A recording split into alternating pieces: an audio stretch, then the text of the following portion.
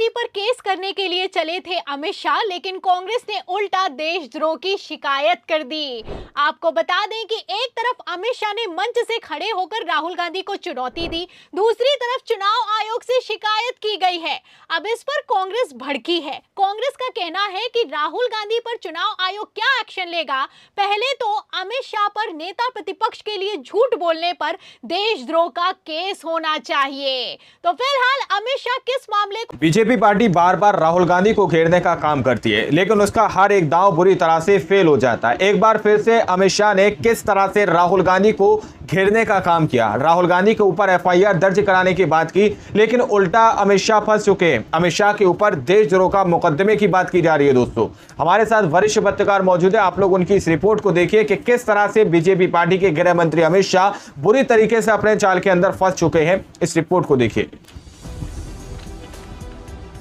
राहुल गांधी पर केस करने के लिए चले थे अमित शाह, लेकिन कांग्रेस ने उल्टा देशद्रोह की शिकायत कर दी है। आपको बता दें कि एक तरफ अमित शाह ने मंच से खड़े होकर राहुल गांधी को चुनौती दी, दूसरी तरफ चुनाव आयोग से शिकायत की गई है। अब इस पर कांग्रेस भड़की है। कांग्रेस का कहना है कि राहुल गांधी पर चुनाव आयोग क्या एक्शन लेगा। पहले तो अमित शाह पर नेता प्रतिपक्ष के लिए झूठ बोलने पर देशद्रोह का केस होना चाहिए। समझिए किस तरह से फंसे हुए नजर आ रहे हैं, तो बौखला रहे हैं। और आखिर क्यों राहुल गांधी ने अमित शाह के मुंह पर संविधान की कॉपी दिखाई है। आपको शाह और राहुल का वीडियो दिखाएंगे, कांग्रेस के एक्शन पर भी आएंगे, लेकिन उससे पहले चुनावों के बीच अमित शाह ने राहुल गांधी से पंगा लेकर कैसे अपने पैरों पर कुल्हाड़ी मार ली है। छोटा सा बयान है, ध्यान से सुनिए। राहुल गांधी, आपने भारत के संविधान का अपमान किया, आपने बाबा साहेब अंबेडकर का अपमान किया। बताइए, आपने देश की जनता को धोखा देने का काम किया। मैं राहुल गांधी को पूछना चाहता हूं, जिस संविधान को हाथ में रखकर देश की संसद में शपथ ली थी, वो असली था या नकली था? बताइए, वो असली था या नकली था? किस तरीके से गृह मंत्री अमित शाह अपने चिर परिचित अंदाज में चीखते हैं, चिल्लाते हैं और राहुल गांधी पर आरोप लगाते हैं। कहना है कि राहुल गांधी ने संविधान का अपमान किया है, अंबेडकर का अपमान किया है, पब्लिक को धोखा दिया है और जालसाजी की है। यहाँ पर अमित शाह का कहना है कि महाराष्ट्र की एक जनसभा में राहुल गांधी की तरफ से जो संविधान की कॉपियां बांटी गई हैं, वो कोरी है, उसमें एक भी अक्षर छपा हुआ नहीं है। इसी को लेकर अमित शाह भड़के हैं और भड़कते हुए राहुल गांधी को चुनौती दी है। और सिर्फ चुनौती नहीं दी है, आपको बता दें अमित शाह ने सदन में जो राहुल गांधी संविधान की किताब लेके गए थे उसका भी जिक्र किया है। कहना है कि वो असली थी या फिर नकली थी। फिलहाल ये वीडियो सोशल मीडिया पर बताइए, इस तरह से सवाल पूछे जा रहे हैं। चुनाव से एन वक्त पहले इस तरह की बातें कही जा रही है कि राहुल गांधी जो सदन में किताब लेकर गए थे वो बिल्कुल असली थी, और वो कितनी असली थी वो तो अमित शाह को खुद ही पता होगा। आपको बता दें, जब सदन में शपथ ग्रहण समारोह चल रहा था तो राहुल गांधी ने वो करके दिखाया जिसकी हिम्मत कभी किसी को नहीं हो पाती है। तस्वीरें आप देख सकते हैं कि गृह मंत्री अमित शाह जब शपथ लेने के लिए जा रहे होते हैं तो राहुल गांधी संविधान की किताब ऊपर कर देते हैं। पहले किताब ऊपर कर देते हैं, फिर किताब को लेकर खुद खड़े हो जाते हैं।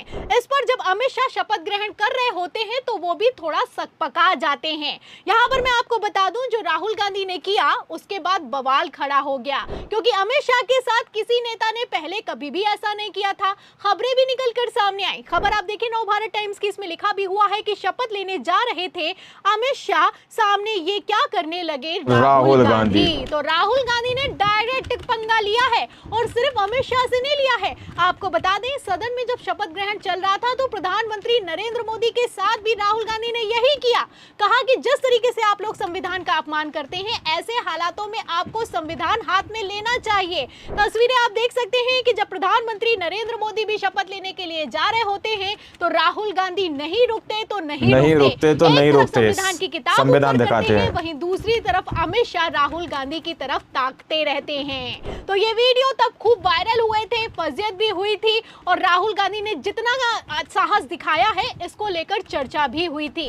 फिलहाल तब तो प्रधानमंत्री नरेंद्र मोदी और गृह मंत्री अमित शाह कुछ नहीं बोल पाए थे, क्योंकि सदन में राहुल गांधी ने कुछ कहा तो नहीं था, सिर्फ संविधान की कॉपी दिखाई थी। लेकिन अब अमित शाह को मौका मिल गया है। आपको बता दें, जब से एक वीडियो वायरल हुआ है तब से अमित शाह राहुल गांधी को चुनौती देते हुए नजर आ रहे हैं। बार बार चुनौती दी जा रही है अमित शाह जी को। साफ दिखाई दे रहा है कि संविधान की जो किताब है उस पर कुछ नहीं छपा हुआ है। इस वीडियो को भाजपाई नेताओं की तरफ से शेयर किया जा रहा है और दावा ये किया जा रहा है कि राहुल गांधी जिस संविधान की कॉपी को बांटते हैं उसमें कुछ नहीं छपा है, सिर्फ दिखावा हो रहा है। तो फिलहाल कौन कितना दिखावा कर रहा है आप समझ सकते हैं। और राहुल गांधी के संविधान उठाने से भारतीय जनता पार्टी को कितनी टेंशन हो गई है, इसका अंदाजा तो आप इस बात से लगा सकते हैं कि राहुल गांधी को लेकर सिर्फ अमित शाह ने बयान नहीं दिया है, बल्कि राहुल गांधी पर एफआईआर दर्ज करने की मांग की जा रही है। और तो और राहुल गांधी की शिकायत चुनाव आयोग से भी कर दी गई है। खबर भी मौजूद है, खबर आप देखें नवभारत टाइम्स की, इसमें लिखा भी हुआ है कि बीजेपी ने चुनाव आयोग से की राहुल गांधी की शिकायत, एक्शन के साथ एफआईआर की मांग की है। तो एक्शन की मांग की जा रही है, एफआईआर की मांग की जा रही है। और आखिर ये मांग क्यों की जा रही है आपको आगे बता देते हैं। देखिए खबर दैनिक भास्कर की, इसमें लिखा भी हुआ है कि राहुल गांधी के खिलाफ भाजपा की चुनाव आयोग से शिकायत। कहा राहुल बोलते हैं कि भाजपा संविधान को कुचलना चाहती है, ये आरोप बेबुनियाद है। आप देख सकते हैं कि संविधान को लेकर भारतीय जनता पार्टी भागी भागी चुनाव आयोग के पास पहुंच गई है। एक अकेले राहुल गांधी ने भारतीय जनता पार्टी को नाको चने चबवाने का काम किया है। आपको बता दें, अगर 2024 लोकसभा चुनावों की बात की जाए तो इंडिया गठबंधन ने यह एजेंडा सेट कर दिया था कि भारतीय जनता पार्टी अगर 400 पार कर गई तो ये लोग संविधान को बदल देंगे। बीजेपी के नारा लगाया जा रहा था, बार-बार सामने आ रहे थे कि अगर संविधान को बदलना है तो इस बार 400 पार करना ही होगा। तो 2024 लोकसभा चुनावों में इंडिया गठबंधन ने संविधान को जब उठाया, उसके बाद बीजेपी को कितना नुकसान हुआ आप अच्छे से जानते हैं। 400 पार का नारा देने वाली भारतीय जनता पार्टी 240 सीटों पर सिमट गई है।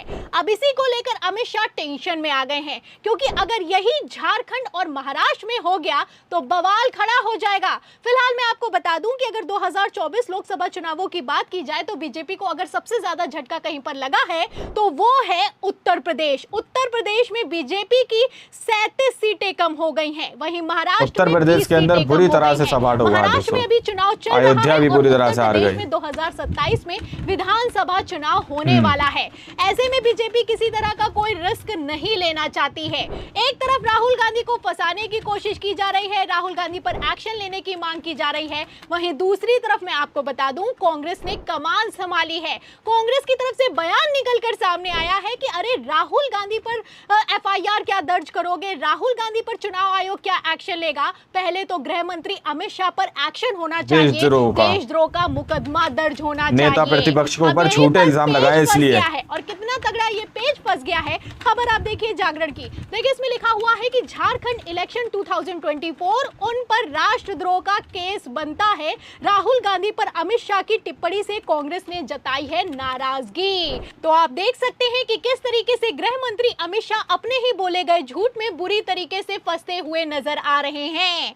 अब ऐसे हालातों में जैसे राहुल गांधी को अमित शाह टारगेट कर रहे हैं, आपको क्या लगता है राहुल गांधी पर पहले एफआईआर होगी या फिर कि अमित शाह पर देशद्रोह का मामला होगा? इस सवाल के जवाब में इस पूरी खबर पर, आगामी विधानसभा चुनावों पर आपको क्या लगता है इस बार कौन बाजी मारेगा? जो भी आप सोचते हैं हमें कमेंट बॉक्स में जरूर लिखें। वीडियो को ज्यादा से ज्यादा शेयर करें, हमारे चैनल को लाइक करें, सब्सक्राइब करें, ज्वाइन करें। फिर मिलते हैं अगली खबर के साथ, तब तक के लिए।